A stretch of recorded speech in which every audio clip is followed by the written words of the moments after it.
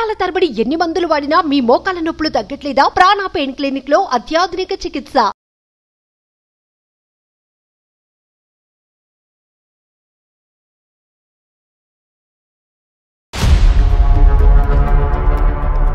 కాల్చిన సిగరెట్ ముక్కలు బెడ్ దులుపుదామంటేనేమో భార్యాభర్తలు కాపురానికి పిల్లలు పుట్టకుండా వాడుకునేవి అన్ని మందులు అవి ఇవి ఉన్నాయి సార్.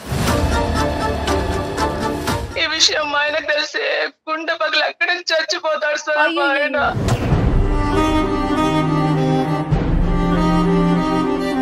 ఇంకా గట్టిగా అడిగితే ఈ మధ్యలో పిల్లలు చచ్చిపోతున్నారు కదా సార్ ఆత్మహత్య చేసుకొని.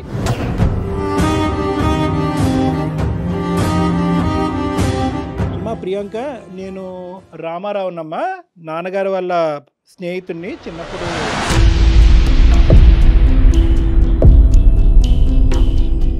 ఎన్ని రోజులని దాస్తారండి ఇవన్నీ? మీకెందుకు అసలు?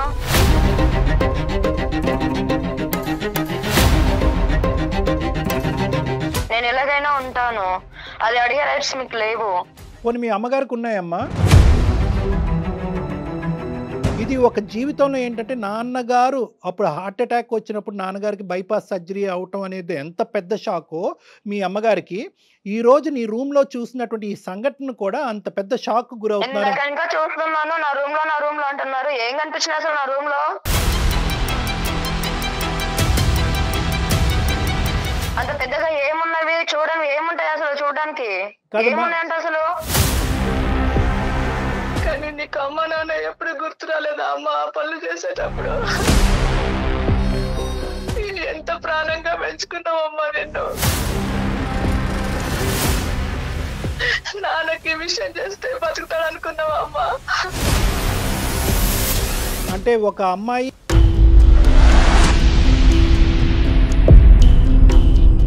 ఏ జనరేషన్ లో ఉన్నారు అంకుల్ మీరు? అసలు నాకు అర్థం కావట్లేదు. నేను మీ నాన్నగారు స్నేహితుడి పాత్ర ఎత్తవలసి వచ్చింది. వాస్తవానికి నేను రామారావు గారు కాదు, నా పేరు డాక్టర్ కళ్యాణ్ చక్రవర్తి, నేను సైకాట్రిస్ట్. సార్ మీరా?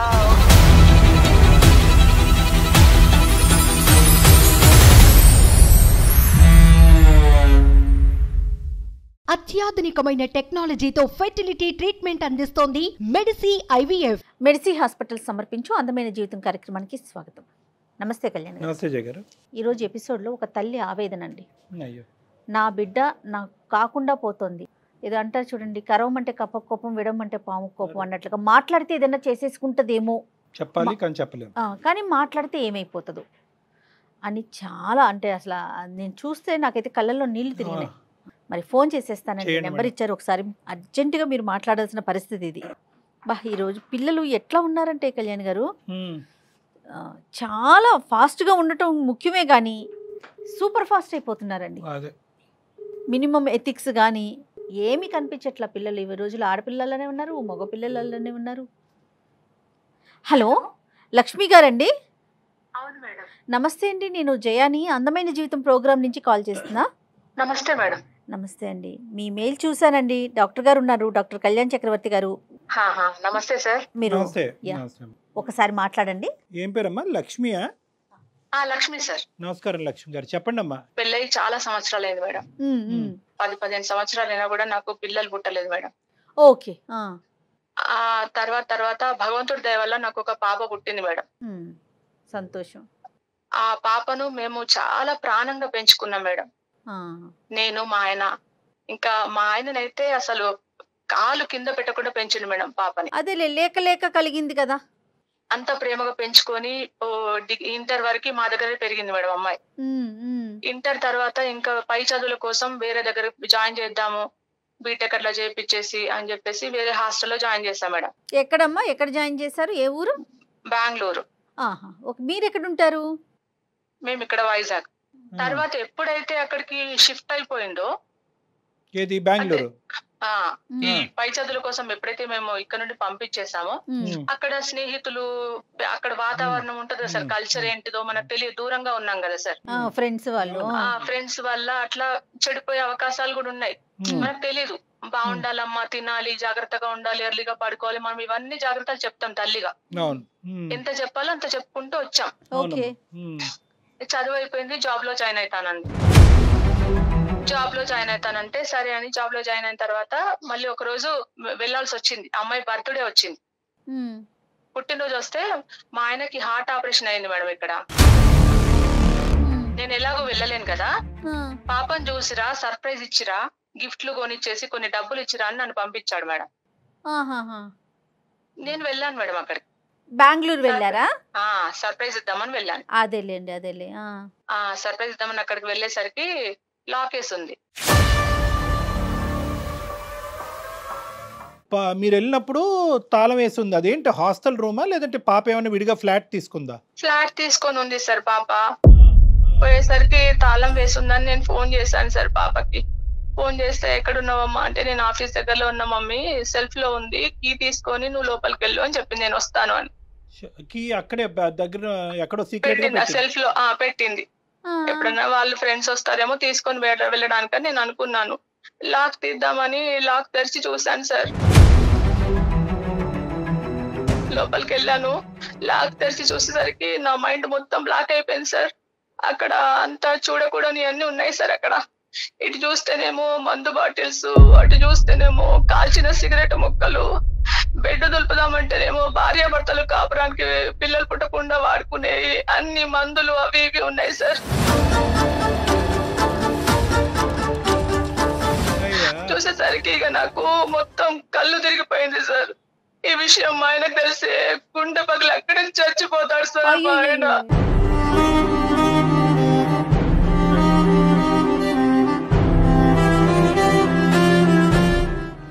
ఇది జరిగి ఎంతకాలం అయిందమ్మా? సార్ చాలా రోజులు అయింది సార్. మరి ఇంతకు ముందు ఎప్పుడు పాప రూమ్ కి మీరు విజిట్ చేయలేదా? ఇదే ఫస్ట్ టైమా? ఇదే ఫస్ట్ టైం సార్. మేము పాప పేరేంటమ్మా ఇంతకి? ప్రియాంక మేడం. కానీ అస్సలు ప్రియాంక దగ్గర నుంచి ఇదైతే మాత్రం మీరు కల్లో కూడా ఎక్స్పెక్ట్ చేయలేదు. మీరు కానీ ఎక్స్పెక్ట్ చేయలేదు సార్. మా ఆయన కూడా చేయలేదు, మేము కూడా చేయలేదు సార్. కానీ అంటే ఏమన్నా గట్టిగా అడుగుదామంటేనేమో మా ముందే విచ్చలవిడిగా ఏమన్నా చేస్తామని భయం సార్. ఇంకా గట్టిగా అడిగితే ఈ మధ్యలో పిల్లలు చచ్చిపోతున్నారు కదా సార్ ఆత్మహత్య చేసుకొని.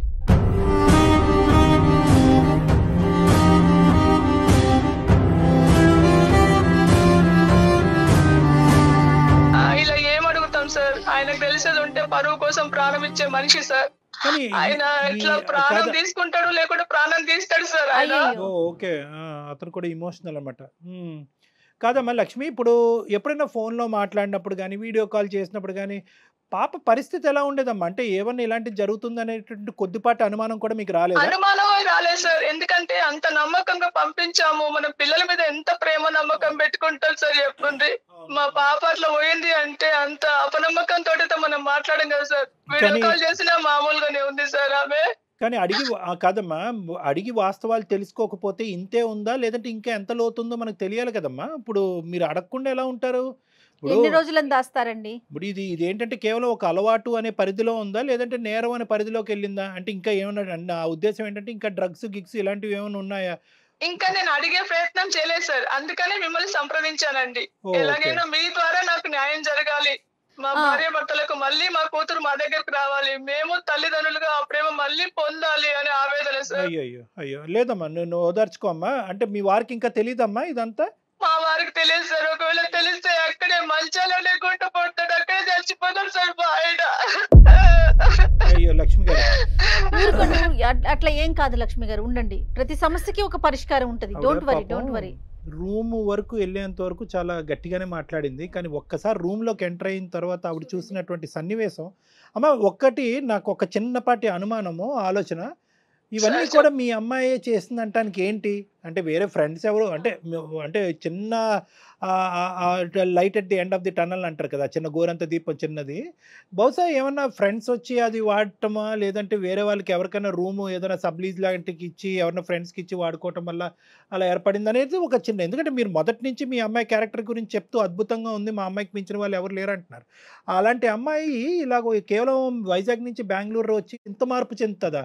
అంటే మాట్లాడే విధానంలో మనకు తెలిసిపోతుంది కదా సార్ ఎలా ఉంది అనేది. ఇప్పుడు మామూలుగా మాట్లాడంలో అమ్మ నేను వస్తున్నాను, ఎంత ప్రేమగా పరిగెత్తుకొని నేను వస్తున్నా, ఊరు నుండి వచ్చానంటే పరిగెత్తుకొని వస్తారు కదా, నువ్వు అక్కడ ఉండు నేను వస్తున్నాను మాటల విధానంలో మనం తెలుసుకోవచ్చు కదా సార్. కానీ నా చిన్న డౌట్ ఏంటంటేనమ్మా, అసలు ప్రియాంక అసలు మాట్లాడటానికి ఇష్టపడుతుందా? తను ఉండేటటువంటి పొజిషన్లో మాగోటి వాళ్ళు మాట్లాడగలమా? సార్ మీరే మాట్లాడాలి సార్, ఎందుకంటే ఇప్పుడు ఒక తల్లిగా నేను మాట్లాడితే ఎక్కడ నుండి ఏ సమాధానం వస్తుందో ఏ ప్రశ్న వస్తుందో అని నేను హడలిపోతున్నా సార్. ఎందుకంటే ఇప్పుడు నేను మాట్లాడితే తను ఎట్లా రియాక్ట్ అవుతుందో కూడా నాకు తెలియదు సార్. ఈరోజు ఒక తల్లిగా మీరు అడిగితేనే సహించలేనటువంటి ఒక అమ్మాయి ఈరోజు నాకెంత రెస్పెక్ట్ ఇస్తుంది, నా మాట ఎంత వింటుంది అనేది కూడా అనుమానాస్పదమే. ఎందుకంటే మీరెవరండి, మా అమ్మకు లేనటువంటి బాధ మీకెందుకు అనేటటువంటి మాట రావచ్చు. నేనేమంటున్నానంటే కనుక ఆ అమ్మాయికి ఇష్టపడేది కానీ గౌరవించేటటువంటి పెద్దలు ఎవరన్నా మీకు తెలిసిన వాళ్ళు ఎవరన్నా ఉన్నారా?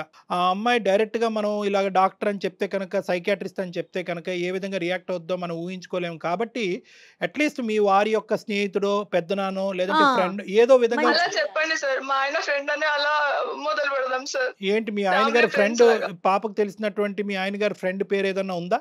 రామారావు గారు. రామారావు గారు అని నేను అంటాను. చూద్దాం అమ్మాయి ఇలాగా నేను రామారావు గారిని మాట్లాడుతున్నానమ్మా, చిన్నప్పటి నుంచి నిన్ను చూసిన వాడిని అని ఆ విధంగా మనం ముందుకు తీసుకెళ్ళి ఏ విధంగా రియాక్ట్ అవుతుందో చూద్దాం. తర్వాత మన ఐడెంటిటీ అనేది రివీల్ చేద్దాం. అమ్మా నాకు ఒకసారి నెంబర్ ఫార్వర్డ్ చేయండి ఇదే నెంబర్కి. వాట్సాప్ లో నంబర్ సెండ్ చేస్తాను మేడం. అదే డాక్టర్ గారు ఏమంటున్నారంటే అమ్మాయి కూడా చెప్పాక ప్రియాంకకి చెప్పినాక అమ్మ కూడా ఉంది అన్నాక అప్పుడు మీరు మాట్లాడుదురు కానీ. అలాగే మేడం. రైట్ అండి, పరిస్థితి బట్టి మాట్లాడదాం. హలో ప్రియాంక. హలో చెప్పండి ఎవరు? అమ్మా ప్రియాంక, నేను రామారావునమ్మా, నాన్నగారు వాళ్ళ స్నేహితుడిని. గుర్తున్నానమ్మా? ఏమోనండి నాకు గుర్తులేదు, చెప్పండి. నేను నాన్నగారు చిన్నప్పుడు ఒకే ఆఫీస్లో పనిచేసే వాళ్ళం అమ్మా.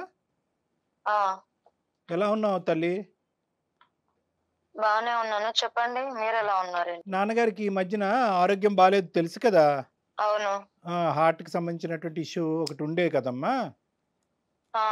అయితే నాన్నగారు ఏమొచ్చి ఒకసారి పాప ఎలా ఉందో ఒకసారి మీరు కూడా కనుక్కొని తెలుసుకోండి, ఎందుకంటే ఈ మధ్యకాలంలో నాకు ఈ హార్ట్ ఇష్యూస్ ఉండటం వల్ల పూర్తి స్థాయిలో నేను పాపతో కూడా కమ్యూనికేట్ చేయలేకపోతున్నాను అని అన్నారన్నమాట.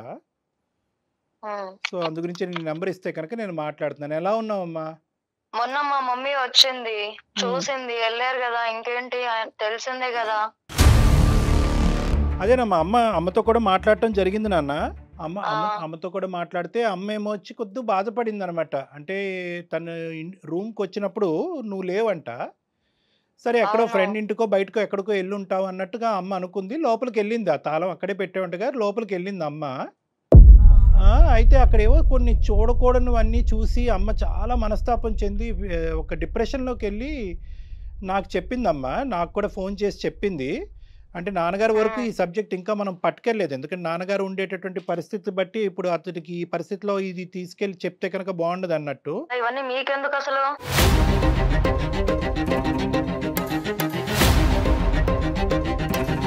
కాదు నాన్న, నాకెందుకు అనే మాట చాలా మంచి మాట. కానీ ఇక్కడ ఏంటంటే నాన్నగారు అడగలేనటువంటి పరిస్థితి. ఓకే, ఖచ్చితంగా నాన్నగారు కూడా మొన్న ఒక 4 రోజుల క్రితం ఏమండి పాప అక్కడ ఒక్కతే ఉంటుంది, చిన్నప్పటి నుంచి మీ కళ్ళెదురుగుంటే పాప పెరిగింది కదా, ఒకసారి కనుక్కోవటం అనేటటువంటి మాట అంటూ వాస్తవమే. కానీ దాంతోపాటు అమ్మ తర్వాత నాకు ఈ షాకింగ్ న్యూస్ చెప్పేటప్పటికి ఇంకా నా మీద ఇంకా బాధ్యత పెరిగిందమ్మా. అంటే మీ కుటుంబానికి చిన్నప్పటి నుంచి తెలిసినటువంటి ఒక వ్యక్తిలాగా, మీ నాన్నగారి తర్వాత ఒక పెద్ద స్థాయిలో ఉండేటటువంటి ఒక వ్యక్తిలాగా నువ్వు ఈ పరిస్థితుల్లో ఏ పరిస్థితిలో ఉన్నావు అనేటటువంటి తెలుసుకోవటం ఒక ఇంపార్టెంట్ అంశంగా భావిస్తూ నేను కాల్ చేయడం జరిగిందనమాట. ఇవన్నీ అంటే నాకెందుకు అనేది ఒక సబ్జెక్ట్ అమ్మా. అక్కడ మీ అమ్మగారు చూసినటువంటివి నిజాలా కాదా అనేది రెండో సబ్జెక్టు. అవి నిజాలా కాదా? చూడండి అంకుల్, మీరు ఇవన్నీ కనుక్కునే అవసరం లేదు. మీ వర్క్ ఏంటి అది చూడండి ఫస్ట్. నా గురించి మీకు అవసరం లేదు. నేను ఎలా ఉన్నాను అనేది అవన్నీ మీకు ఎందుకు? నా లైఫ్ ఇది, నా ఇష్టం. నేను ఎలాగైనా ఉంటాను, అది అడిగే రైట్స్ మీకు లేవు. పోనీ మీ అమ్మగారికి ఉన్నాయమ్మా? అవును, మా అమ్మే డైరెక్ట్ వచ్చి అడుగుతుంది కదా. అలాంటప్పుడు మీకేం రైట్స్ ఉన్నాయని అసలు నన్ను అడుగుతున్నారు నాకు కాల్ చేసి? ఒక్క నిమిషం ఆలోచించు. అమ్మకి నన్ను మధ్యలో పెట్టి అడిగించవలసినటువంటి అవసరం ఏముంటది తల్లి? ఇప్పుడు ఏమంటారు? అమ్మ చిన్నప్పటి నుంచి నిన్ను అల్లారు ముద్దుగా పెంచుకుని ఈ లెవెల్ వరకు తీసుకొచ్చి కళ్ళు మూసుకుని మా అమ్మాయి సక్సెస్ఫుల్గా ఒక మంచి సిటిజన్ ఆఫ్ దిస్ కంట్రీ అవుతుంది, మా పేరు నిలబడుతుంది అని చెప్పి మీ తల్లిదండ్రులు చిన్నప్పటి నుంచి ఆశపడ్డారు. ఇది ఒక జీవితంలో ఏంటంటే నాన్నగారు అప్పుడు హార్ట్ అటాక్ వచ్చినప్పుడు నాన్నగారికి బైపాస్ సర్జరీ అవటం అనేది ఎంత పెద్ద షాకో మీ అమ్మగారికి, ఈ రోజు నీ రూమ్ లో చూసినటువంటి ఈ సంఘటన కూడా అంత పెద్ద షాక్ గురవుతున్నారు. ఇంకా చూస్తున్నాను నా రూమ్ లో అంటున్నారు. ఏం కనిపించింది అసలు నా రూమ్ లో? ఏం చూసారంట?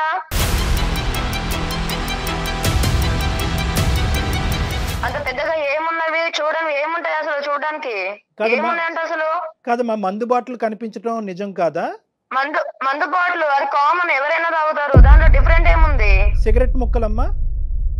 సిగరెట్ ముక్కలు ఎక్కడైనా జరుగుతున్నాయి కదా, కొత్త ఏం నేను చేయలేదు కదా, వాళ్ళని మించైతే నేను పోలేదు కదా, అవన్నీ కామన్. అంటే ఒక అమ్మాయి అబ్బాయి శారీరకంగా కలుసుకునేటప్పుడు పిల్లలు పుట్టకుండా వాడేటటువంటి జాగ్రత్తలు ఏ జనరేషన్ లో ఉన్నారు అంకుల్ మీరు? అసలు నాకు అర్థం కావట్లేదు. అమ్మ నీకు ఇలా చెప్తే అర్థం కాదు, ఒక్క నిమిషం నేను ఎవరో చెప్తానమ్మా. నేను మీ అనుకున్న ఇందాక అన్నట్టుగా అనేది నాకు అనవసరం, కానీ నా గురించి అడగడం మీకు అనవసరం. అది తెలుసుకుంటే మంచిది అనుకుంటాను. అమ్మ ప్రియాంక, మా నాన్న ఫ్రెండ్ కాబట్టి నేను ఇంతవరకు మర్యాద ఇస్తున్నాను. కాదమ్మా ప్రియాంక, అసలు నా గురించి మీకు ఎందుకు అసలు అడిగే అవసరం ఏముంది? ఏం రైట్స్ ఉన్నాను ఇన్ని అడుగుతున్నాను? కాదమ్మా ప్రియాంక, ఒక్క నిమిషం అమ్మా.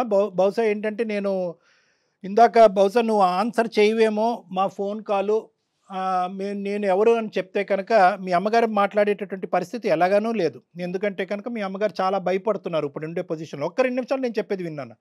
ఎందుకంటే ఇటువంటి పరిస్థితి ఇప్పటికొచ్చి ఎప్పటికి కూడా వాళ్ళ జీవితంలో రాలేదు. అంటే నేను నిలదీసి నిన్ను తిట్టేటటువంటి పరిస్థితి ఎప్పుడూ రాలేదు. ఏమను ఈ తప్పు చేస్తున్నావు అని అడిగేటటువంటి పరిస్థితి ఎప్పుడూ రాకపోవటం వల్ల మీ అమ్మగారు ఇప్పుడు భయభ్రాంతులు గురవుతున్నారు. ఇటువంటి క్రమంలో ఏంటంటే నేను మీ నాన్నగారు స్నేహితుడి పాత్ర ఎత్తవలసి వచ్చింది. వాస్తవానికి నేను రామారావు గారు కాదు, నా పేరు డాక్టర్ కళ్యాణ్ చక్రవర్తి, నేను సైకాట్రిస్టు, సుమన్ టీవీ అందమైన జీవితం నుంచి మాట్లాడుతున్నానమ్మా. బహుశా నేను తెలిసే ఉంటుంది నీకు. సార్ మీరా? ఓకే చెప్పండి సార్. కాదమ్మా, నేను మిమ్మల్ని కాంటాక్ట్ అవ్వాలి అనుకున్నాను చాలా సార్లు, బట్ కుదరలేదు. చెప్పండి సార్. ఎందుకు నాన్న నువ్వు మమ్మల్ని ఎందుకు కాంటాక్ట్ అవ్వాలనుకున్నావు? అంటే ఇక్కడ అమ్మ నాన్నని వదిలేసి ఇక్కడికి వచ్చాక లైఫ్ కొంచెం చేంజ్ అయింది. దీంట్లోకించి ఇప్పుడు మీరు అడిగారు కదా నన్ను ఇలా ఎందుకు ఉంటున్నారు అని, దీంట్లోకించి నేను బయటికి రావాలి అని చాలా సార్లు ట్రై చేశాను, కాకపోతే అది నా వల్ల కావట్లేదు. సో అయితే అమ్మ చూసిందంతా నిజము, అదంతా కరెక్టే? అదేనే, అంటే మా మమ్మీకి చెప్తే ఎక్కడ రియాక్ట్ అవుతుందేమో అన్న ఒక భయంతోనే నేను ఆగాల్సి వస్తుంది. ఇంకొకటి ఏంటంటే నేను చెప్తే తను మళ్ళీ సడన్ గా ఏం చేసుకుంటుందో లేకపోతే నన్ను ఏమంటుందో అన్న ఒక భయంతోనే నేను ఆగాల్సి వస్తుంది. అందుకే నేను తనకి ఏం చెప్పలేకపోతున్నాను. కరెక్టేనమ్మా, ఆ పాయింట్ వరకు వద్దాము. కానీ ఏంటంటే ఇప్పుడు అట్లీస్ట్ ఇప్పటికైనా నాకు ఒక హక్కు ఉందేమో, ఆ హక్కు నాకు ఇస్తున్నామేమో నేను అనుకుంటున్నానమ్మా. అడగచ్చా ఒక 2 ప్రశ్నలు? తప్పకుండా sir. Thank you very much. అమ్మా అసలు ఇందులోకి ఎలా దిగేవమ్మా? సార్ ఇప్పుడు హాస్టల్లో ఉన్నంత వరకు బాగానే ఉంది. రూమ్ లోకి వచ్చాక ఫ్రెండ్స్ వల్ల చాలా అంటే నేర్చుకున్నాను. కాకపోతే ఇప్పుడు బయటికి రావాలంటే కొంచెం ఇబ్బందిగానే ఉంది సార్, రాలేకపోతున్నాను. నేను బయటికి రావాలి అని ఎంత అనుకుంటున్నానో ఇంకా డీప్ గా లోపలికి వెళ్ళిపోతున్నాను అనమాట. కాదు నాన్న, ఈ డ్రింకింగ్ స్మోకింగ్ వరకు ఒక ఎత్తు, ఈ ఏవైతే కనుక ఇవి చూసారు కదా అమ్మ, కొన్ని పిల్లలు పుట్టకుండా జాగ్రత్త పడేటటువంటి పరికరాలు అవి రకరకాలు ఉంటాయి. అవి ఎందుకమ్మా? అవి ఎవరు వాడుతున్నట్టు? అవి అంత అవసరం ఏముంది? ఇంకా అప్పుడప్పుడు అవి చెప్పుకోలేము సార్, బాగుండదు అది చెప్పుకుంటే. సరే సరే సరే, నాకు అర్థమైంది. ఇంకేమైనా డ్రగ్స్ అలాంటివి ఉన్నాయమ్మా? అలాంటివి ఇంకేం లేదు సార్, కాకపోతే ఇంకా ఈ దాంట్లోకి బయటికి రావాలి అని అనుకుంటున్నాను. చాలా ఇబ్బందిగా ఉంది సార్. మళ్ళీ నాకు మా పేరెంట్స్ ప్రేమ నాకు కావాలి అని ఉంది, అంటే వాళ్ళ దగ్గరికి వెళ్ళి ఉండాలి అని కూడా ఉంది. వాళ్ళకి చెప్తే ఎలా రియాక్ట్ అవుతారు అన్న భయం కూడా ఉంది. అంటే తనకే ఉంది ఆలోచన దాంట్లో నుంచి బయటపడాలి, కానీ రాలేకపోతుంది. కానీ ప్రియాంక ఇప్పుడు కాదు నాన్న, ఇది మొక్కగా ఉన్నప్పుడే దీన్ని తుంచేసేయాలి. ఈ అలవాట్లలోకి ఇంత లోపలికి వెళ్ళిపోయి ఆఖరికి ఏంటంటే నేను బయటకు రావాలి అంటే బహుశా ఏంటంటే ఇది వినేటటువంటి అన్ని యువతి యువకులందరికీ కూడా ఇది ఒక మంచి సబ్జెక్టు. అంటే ఏంటంటే ఈ అలవాట్లకి బానిస అయ్యేటటువంటి పరిస్థితి ఎప్పుడు వస్తుంది అంటే కనుక ఆదిలోనే ఇందులోంచి బయటపడి తప్పించుకునేటటువంటి ప్రయత్నం పూర్తి స్థాయిలో చేస్తే కనుక తొందరగా బయటకు వస్తాం. ఎప్పుడైతే కనుక ఈ కంట్రోల్ బటన్ అనేటటువంటి మన చేతుల్లో కాదు పక్క వాళ్ళ చేతుల్లోకి వెళ్తుందో, అంటే ఎలా ఉంటుంది, ఈ స్నేహితుల మధ్యన ఉండేటటువంటి దాన్ని పియర్ ప్రెషర్ అంటూ ఉంటారు. అంటే చెయ్యకపోతే అవతల వాళ్ళు ఏమైనా ఫీల్ అవుతారేమో, చెయ్యకపోతే ఆ గుంపులో నేను ఉండనేమో, చెయ్యకపోతే నేను ఏకాకిని అయిపోతానేమో, అప్పుడు నాకు రేపొద్దున సహాయపడేటటువంటి వాళ్ళు, బాధను పంచుకునేటటువంటి వాళ్ళు, స్నేహపూరితంగా నాతో పాటు గుంపులో తిరిగేటటువంటి వాళ్ళు ఎవరు ఉండరేమో అనేటటువంటి భయంతో కొంతమంది కంటిన్యూ అవుతారు. ఈ 2 కేటగిరీస్. ఒకరు అలవాటు పడి ఆ అలవాటుని వదలలేక, అది వదిలితే కనుక ఉండలేక, శరీరం మానసికంగా యాక్సెప్ట్ చేయలేకపోవటం కంటిన్యూ అయ్యేటటువంటి బానిసత్వం పొందేవాళ్ళు ఒకరైతే, సామాజిక పరంగా దానికి ఎడిక్ట్ అయినటువంటి వాళ్ళు, అంటే ఆ గ్రూప్ ఎవరైతే ఉన్నారో ఆ గ్రూప్లో పాటు నువ్వు సిగరెట్ తాగి, నువ్వు డ్రింక్ తాగి, లేదంటే అబ్బాయిలతో ఇంకో విధంగా విచ్చలవిడిగా ప్రవర్తిస్తేనే ఆ గుంపులో నువ్వు ఉండగలవు. ఎప్పుడైతే కనుక ఇది కాదు, ఇది కరెక్ట్ కాదు, ఇది పద్ధతి కాదు, ఇది నీతి కాదు, ఇది వ్యవహారం కాదు, మా తల్లిదండ్రులు ఒప్పుకోరని ఎప్పుడైతే నువ్వు మాట్లాడతావో ఆ గుంపులోంచి నువ్వు బయటకు వెళ్ళిపోతుంది. ఈ గుంపులోంచి బయటకు రావటం అనేటటువంటిది తట్టుకోలేక ముందు నువ్వు ఈ వెనకతలు గొయ్యి అని ఇందాక అన్నాను చూడు, ఆ పరిస్థితి నీది అన్నట్టు నాకు అనిపిస్తుంది. అంటే నువ్వు ఇప్పటికీ కూడా బాధపడుతూ, డాక్టర్ గారు మీరు నాకు ఫోన్ చేసినందుకు థ్యాంక్ యూ, నేనే మీకు చేద్దాం అనుకున్నాను, ఇంత యాక్సిడెంటల్గా నాకు ఈ ఫోన్ కలవటం నా అదృష్టం అని నువ్వు ఎప్పుడు అన్నావో, అంటే దాని అర్థం ఏంటంటే నువ్వు దీనికి బానిస అవ్వలేదు. తప్పనటువంటి పరిస్థితుల్లో ఆ స్నేహితుల మధ్యన నలిపోతూ, ద సో కాల్డ్ స్నేహితుల మధ్య నలిపోతూ, ఇంకో దారి దిక్కు లేక అక్కడ ఇరుక్కుపోయినట్టు నాకు అనిపిస్తుందమ్మా. సో ఇది ఏదైనా కూడా బహుశా ఇవన్నీ మీ అమ్మగారు వింటూ ఉంటే కనుక ఏ స్థాయిలో బాధపడతారో మరి నాకు తెలియదు. కానీ ఈ సెకండ్ హాఫ్ ఏదైతే ఉందో, అంటే మా అమ్మాయి దీనికి బానిసత్వం పొందినా కూడా, అంటే దీనికి వ్యసనానికి బానిస అయినా కూడా ఈరోజు బయటపడటానికి పూర్తి స్థాయి ప్రయత్నం చేస్తున్న, అవకాశం దొరక్క బయటపడలేకపోతుంది అనేటటువంటి మాట చాలా చల్లగా వినిపించేటటువంటి మాటలాగా నాకు అనిపిస్తుంది. కాబట్టి నీకు ఇంకొక చిన్న మాట చెప్తానమ్మా. అమ్మ ఇక్కడ కాన్ఫరెన్స్ కాల్లో ఉంది. సార్ ఎంత పని చేశారు సార్? మరి కాదమ్మా, మరి ఏ పద్ధతిలో చెప్పాలమ్మా? ఇది ఎప్పటి వరకు గోప్యంగా ఉంచుతావు? మా అమ్మ లైన్ లో ఉంది అంటే అసలు నేను ఇవన్నీ చెప్పేదాన్నే కాదు. అదే కదా ప్రాబ్లమ్. ఎప్పటికైనా తెలియాలి కదమ్మా, తెలిస్తేనే ఒకటి కదా. అమ్మా, ఇప్పటి వరకు నువ్వు ఇంత ఊబిలో ఇరుక్కుపోయేవి, ఇంత కూరుకుపోవటానికి ప్రధానమైనటువంటి కారణం ఏంటంటే నువ్వు ప్రేమించి నిన్ను ప్రేమించేటటువంటి మనుషుల ముందు గోప్యంగా ఉంచటమే ఇక్కడ ప్రధానమైనటువంటి సమస్య. అందుగురించే మేము చెప్తా ఉంటాం, ఇలాంటి ఆ సమస్యలు వస్తే కనుక ఆడపిల్లలు మగపిల్లలు ముందస్తునే తల్లిదండ్రులు ఎదురుగుంటా నిలబడి ధైర్యంగా చెప్పండి.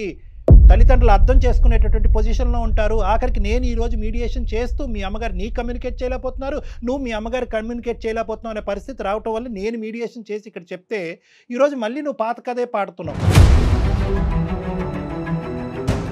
మాట్లాడు ఒకసారి, అమ్మతో మాట్లాడు. సారీ మా, అంటే మొన్న తను ఊరు ఇంకా వచ్చింది సార్, కానీ నేను తను అంత దూరంతోనే నా మీద ప్రేమతో వచ్చినా కూడా నేను కలవలేకపోయాను తనని. బట్ మీరు ఇలా పెట్టేసరికి నిజంగా నాకు ఏం మాట్లాడాలో మాట్లాడు, పర్లేదు ఏమి. అమ్మ ఇప్పుడు ఒకటే, మీరిద్దరూ ఎదురుబెదురు ఉన్నారు, అమ్మ కూడా లైన్లోనే ఉంది, ఇంకా చాలు ఈ అంతర్యుద్ధము. ఎవరు కూడా ఇక్కడ ఎవరు అడగటం వల్ల ఎవరికి కోపాలు రావు, తాపాలు రావు. దయచేసి తల్లి కూతుర్లు మీ ఇద్దరు ఎదురుబెదురు ఉన్నారు, ఇక్కడ జరిగినటువంటి నష్టం కష్టం ఏమీ లేదు. మళ్ళీ మీ పాత డైనమిక్స్ 110% పుట్టుకొస్తాయి. కాబట్టి లక్ష్మి గారు, ప్రియాంక లైన్లో ఉంది, ప్రియాంక లక్ష్మి గారు లైన్లో ఉన్నారు, ఇద్దరు మాట్లాడుకోండి. హలో మా, నేను కావాలని దీంట్లోకి రాలేదు మా, అంటే ఊరు ఇంకా వచ్చినప్పుడు నేను బాగానే ఉన్నాను. ఇక్కడ రూమ్ లోకి షిఫ్ట్ అయ్యాక ఫ్రెండ్స్ వల్ల నేను ఇలా అయ్యాను. దీంట్లోకి ఎంచే బయటికి రావాలని చాలా ట్రై చేశాను, అయినా నా వల్ల కావట్లేదు. సారీ అమ్మా. కానీ నీకు అమ్మ నాన్న ఎప్పుడు గుర్తు రాలేదా అమ్మ ఆ పనులు చేసేటప్పుడు? సారీ అమ్మా. ఎంత ప్రాణంగా పెంచుకున్నావమ్మా నిన్ను. నేను బయటికి రావాలని చూస్తున్నానమ్మా, కానీ నా వల్ల కావట్లేదమ్మా. నాన్నకి ఈ విషయం చేస్తే బతుకుతాడు అనుకున్నావా అమ్మా?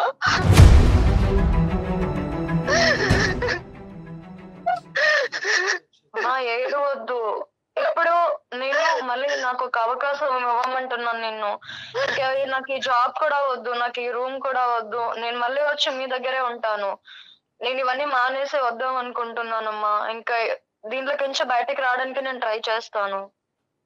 ఎంతో అల్లారు ముద్దుగా పెంచి పెద్ద చేసి ఎంతో కీర్తి ప్రతిష్టలు తెస్తాం అనుకున్నా, కానీ నువ్వు బాధపడకండి లక్ష్మి. ఇంకా ఇప్పటికైనా ఇంకా చెప్తున్నాను కదా, సారీ. లక్ష్మి గారు, అంటే నేను కావాలని రాలేదు. చెప్పండి సార్.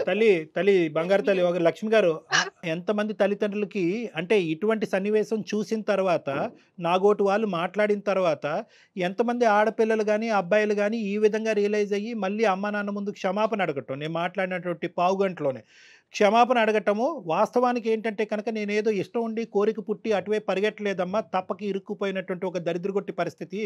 ఇప్పటికైనా ఇది ఒక బంగారు అవకాశంలాగా ఇందులోంచి బయటపడి నీ కళ్ళెదురుగుంట నిలబడ్డాను, నన్ను క్షమించమ్మా, 2 నిమిషాల్లో నేను మారుతానని చెప్పేటటువంటి మనుషులు ఎంతమంది ఉంటారమ్మా ఈ వయసులో అనుకోండి?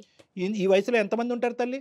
సో కాబట్టి ఏంటంటే కరెక్టే, మీ మీ మీ కడుపు ఘోష అనేది మాకు అర్థం అవుతుంది. ఎందుకంటే మీ శోకం ఏంటంటే అరే ఇదేంటి ఎక్కడెక్కడో ఇలాంటి అలవాట్లు, ఇలాంటి పాడలవాట్లు, ఇలాంటి పరిస్థితులు జరుగుతాయి అనుకుంటాను. కానీ మా ఇంట్లో మా కన్న కూతురు ఇలా చేస్తుందని నేను అనుకోను. ప్రతి తల్లిదండ్రుల యొక్క వాదన ఇదే.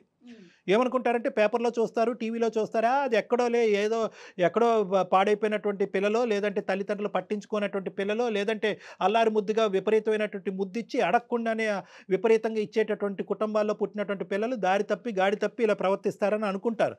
కానీ వాస్తవానికి ఏంటంటే మన ఇంట్లోనే ఇలా జరుగుతుందా అనేటటువంటి చాలామంది తల్లిదండ్రులు ఊహించుకోరు. ఇదంతా కూడా ప్రధానంగా జరిగేటటువంటి అంటే ఎప్పుడైతే కనుక ఈ అమ్మాయి ఈ వాతావరణంలోంచి ఆ వాతావరణంలోకి వెళ్ళినాయో రకరకాల అంశాలు వచ్చినాయి. ఒకటేంటంటే కనుక ఒంటరిగా బతకవలసినటువంటి అవసరం, అల్లారు ముద్దుగా పెంచుకున్నటువంటి తల్లిదండ్రులు, ఏకైక కూతురు, అల్లారు ముద్దుగా పెంచేటటువంటి కూతురు, ఆ అమ్మాయి అక్కడికి వెళ్ళి ఒంటరిగా ఉండటం, ఒక కొత్త వాతావరణం, అంత ఫాస్ట్గా ఉండేటటువంటి వాతావరణం, సిగరెట్ తాకపోయినా మందు కొట్టకపోయినా తేడాగా చూసే వాతావరణం, అబ్బాయిలతో కలిసి బాయ్ ఫ్రెండ్ లేడు అని చెప్పుకోవడానికి సిగ్గుపడేటటువంటి వాతావరణం.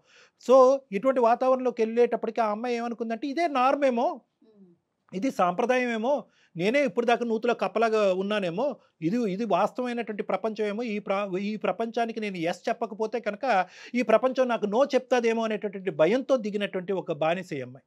కాబట్టి ఏంటంటే పెద్ద మనసు చేసుకుని ఈ అమ్మాయిని ఈరోజు క్షమించవలసినటువంటి అవసరం ఉంది.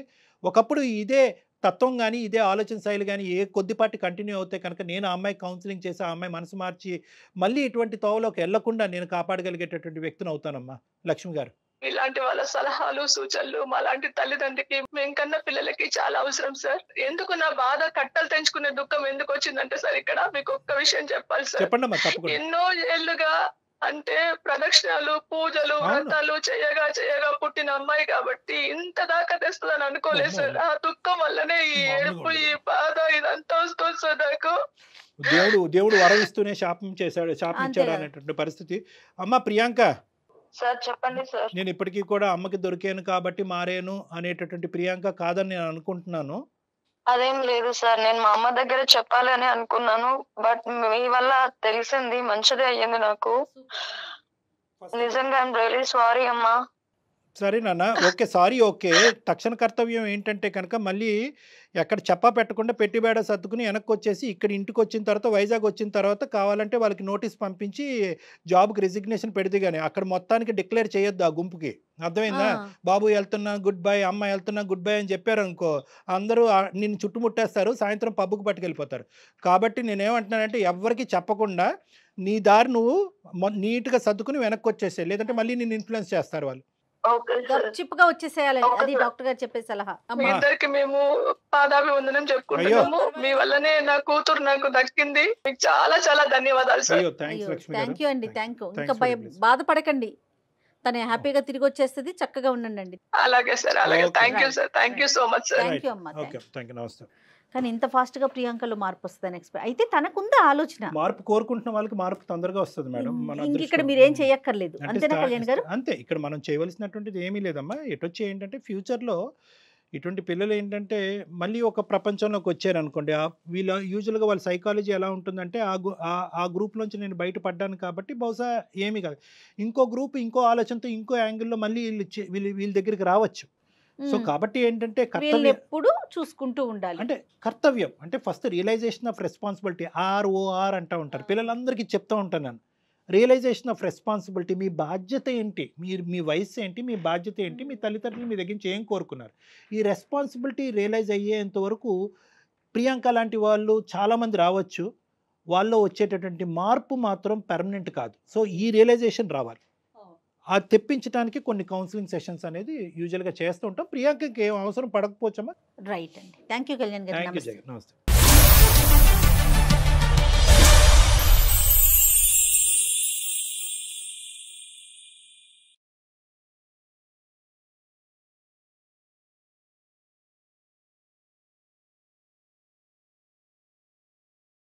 సుమన్ టీవీలో మీ పర్సనల్ అండ్ బిజినెస్ ప్రమోషన్స్ కోసం కింది నెంబర్కి కాంటాక్ట్ చేయండి.